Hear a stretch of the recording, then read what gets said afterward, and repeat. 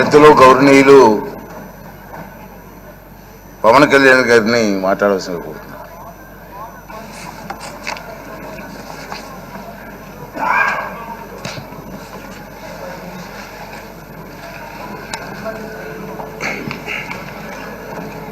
పదహారవ శాసనసభకి ఏకగ్రీవంగా ఎన్నికైన సభాపతి శ్రీ చింతకాయల అయ్యన్న పాత్రుడు గారికి హృదయపూర్వక నమస్కారాలు, మీ శుభాకాంక్షలు.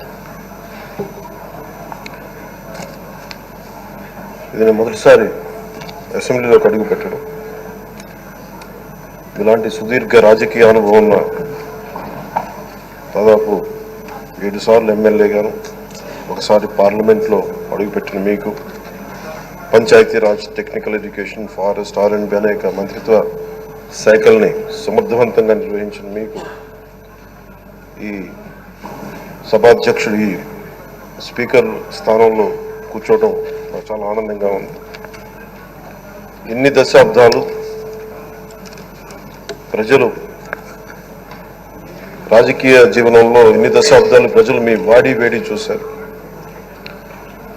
మీకు కోపం వస్తే ఋషికొండను చెక్కినట్టు ప్రత్యర్థులకి పదునైన ఉత్తరాంధ్ర యాసలో గుండు కొట్టేస్తారు. ఒకటే భావిస్తాం సార్, ఇకపైన మీకు తిట్టే అవకాశం లేకపోవడం. కానీ ఇక మీద సభలో ఎవరు తిడుతున్నా దాన్ని ఆఫ్ చేసే బాధ్యత మీ చేతిలోనే ఉంది. మీరే మైక్ ఆఫ్ చేయాలి. అంటే మా చిన్నప్పుడు నేను చూసేవాడు, ఒకసారి అల్లరి చేసే అబ్బాయిని క్లాస్ లీడర్ చేసేవాడు చిన్నప్పుడు మా స్కూల్లో. కానీ ఇన్నాళ్ళు ప్రజలు మీ వాడి వేడి పలుకులు, మీ ఘాటైన వాగ్ధాటి చూశారు. ఈ రోజు నుంచి రాష్ట్ర ప్రజలు మీ హుందాతనం చూస్తారు. డిబేట్స్ వెనకాల దాక్కుని సంస్కారహీనమైన భాషల్ని, భావాల్ని రకరకాల మాధ్యాల్లో విరజిమ్ముతూ ఉంటారు. దాని నియంత్రణ మీ ఆధ్వర్యంలో ఇక్కడి నుంచే మొదలవ్వాలి. ఇందాక సభా నాయకులు, గౌరవ ముఖ్యమంత్రి శ్రీ చంద్రబాబు నాయుడు గారు చెప్తారు, ఆడబిడ్డలు ఏ విధంగా నలిగిపోయారు ఈ రాష్ట్రంలో గత 5 సంవత్సరాల్లో. చిన్న లేదు, పెద్ద లేదు, ఎవరని లేదు. ఎవరన్నా సరే ఒక మాట మాట్లాడితే వాళ్ళు వ్యక్తిగతంగా దూషణ, సోషల్ మీడియాలో వాళ్ళని క్యారెక్టర్ అసాసినేట్ చేయటం, వాళ్ళు పెద్ద నాయకులు కావచ్చు, కార్యకర్తలు కావచ్చు, లేదా వాళ్ళకి ఎదురు తిరిగి ఒక ఒపీనియన్ చెప్పి ఎవరైనా సగటు మనిషి కూడా కావచ్చు, అది ఇక్కడతో ఈ రోజు నుంచి ఆగిపోవాలి అధ్యక్ష. అది మీ ఆధ్వర్యంలోనే మొదలవ్వాలి.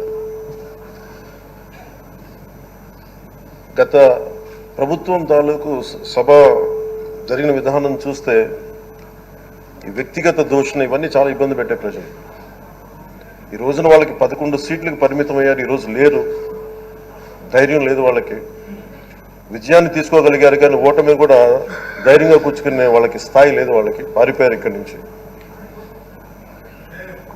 భావంలో ఉండే తీవ్రత భాషలో ఉండాల్సిన అవసరం లేదు. భాష మనుషుల్ని కలపడానికి కానీ విడగొట్టడానికి కాదు. భాష విద్వేషం రేపడానికి కాదు, పరిష్కరించడానికి. ఎంత జటిలమైన సమస్య అయినా, భయంకర సమస్య అయినా చర్చల ద్వారా పరిష్కరించుకోవడానికి కానీ వివాదం సృష్టించడానికి కాదు. ఈ సభ ఉన్నది అందుకు. కానీ మనం చూసింది వాళ్ళ దగ్గర నుంచి బూతులతోటి, వ్యక్తిగత దోషులతోటి రాష్ట్ర పురోభివృద్ధిని ఆపేశారు. అలాంటి సభ కాకుండా ఇందాక మన పెద్దలు శ్రీ గౌరవ ముఖ్యమంత్రి చంద్రబాబు గారు చెప్పినట్టుగా ఇది భవిష్యత్తుకి ఇది ఒక ప్రమాణం అవ్వాలి. 2047 వరకు ఇంత అద్భుతమైన స్థానంలో మనకి ఆంధ్రప్రదేశ్ తెలుగు జాతి ఉన్నత స్థాయికి వెళ్ళాలంటే ఈరోజు మనం వేసే ప్రతి అడుగు అది భవిష్యత్ తరాలకు ఒక నిర్దేశక, ఒక టచ్ స్టోన్గా ఉండిపోవాలి, గిట్ రాయిగా ఉండిపోవాలి. ఈ రోజున సభలో ఉన్న గౌరవ సభ్యులందరూ చట్టాలు చేయడానికి ఉన్నారు, చట్టాలు ఉల్లంఘించడానికి కాదు.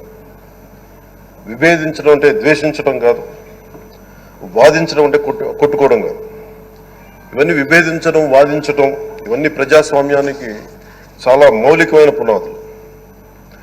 ఆంధ్రప్రదేశ్ ఆవిర్భావం జరిగి అసలు భాషా ప్రయుక్త రాష్ట్రాల ఆవిర్భావమే మన ఆంధ్ర రాజ్యంతో మొదలైంది.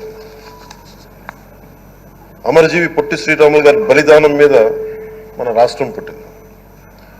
56 రోజులు తిండి తిప్పలు తినకుండా నరకం అనుభవిస్తూ ఆయన బలైపోయారు.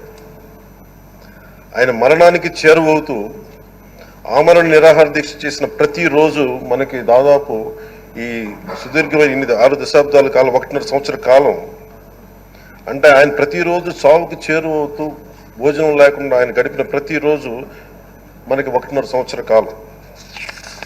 అలాంటి నేపథ్యంలో అలాంటి మహోన్నతుడు శ్రీ పొట్టి శ్రీరాములు గారి త్యాగాన్ని కనుక మనం ఈ సభలో ప్రజా సంక్షేమం కోసం మాత్రమే చర్చలు జరగాలి, వాదోపవాదాలు హద్దులు దాటకుండా ఉండాలి, వ్యక్తిగత దూషణకి తావివ్వకుండా ఉండాలి. అలా కాకుండా గత ప్రభుత్వం లాగా ఈ సభని తిట్లకి, బూతులకి, కొట్లాటకి వాడితే ప్రతి నిమిషం పొట్టి శ్రీరాములు గారి బలిదానాన్ని అవమానం చేసినట్టే. ఒక గొప్పవాడు, ఒక మహానుభావుడు బతికినప్పుడు మాత్రమే కాదు, చనిపోయిన తర్వాత కూడా కొన్ని తరాలు ఉపయోగపడతారని నిరూపిస్తారు. అలాంటి కోవకు చెందిన మహానుభావులు ఆంధ్ర రాష్ట్ర సృష్టికర్త, భాషా ప్రయుక్త రాష్ట్రాలకు శ్రీకారం చుట్టిన ద్రష్ట, అమరజీవి శ్రీ పొట్టి శ్రీరాములు గారి స్మృతిలో ఒక విలువలతో కూడిన ఒక సత్సాంప్రదాయాన్ని తెరలేపుతూ మీ ఆధ్వర్యంలో ఈ సభ జరగాలని, ఈ 5 ఏళ్ల ప్రజా ప్రస్థానంలో ఈ విలువైన 5 ఏళ్లు రాబోయే తరానికి గొప్ప భవిష్యత్తునిచ్చేలా, అన్నం పెట్టే రైతుకి, కౌలు చేసుకునే రైతుకి, రైతు కూలీకి అండగా ఉండేలా, మహిళలకి భద్రతతో పాటు ఉన్నత స్థాయికి ఎదిగేలా, ప్రభుత్వ ఉద్యోగులకి భద్రత కల్పించేలా, పశువు, పక్షి, ప్రకృతి, సర్వజనులందరికీ కూడా మతాలకి, ప్రాంతాలకి అతీతంగా సుభిక్షంగా అభివృద్ధి పదంలో ఆంధ్రప్రదేశ్, ఆంధ్ర రాజ్యం అద్భుతమైన ప్రగతి సాధించేలా ఈ చర్చలు సాగాలని కోరుకుంటూ, సభాపతి అయ్యన్న పాత్రుడి గారికి మీ ఆధ్వర్యంలో ఈ సభ ఒక సరికొత్త సాంప్రదాయానికి, సత్సాంప్రదాయానికి ఇది తెరతీయాలని కోరుకుంటూ మీకు మరోమారు శుభాభినందనలు తెలియజేసుకుంటాను.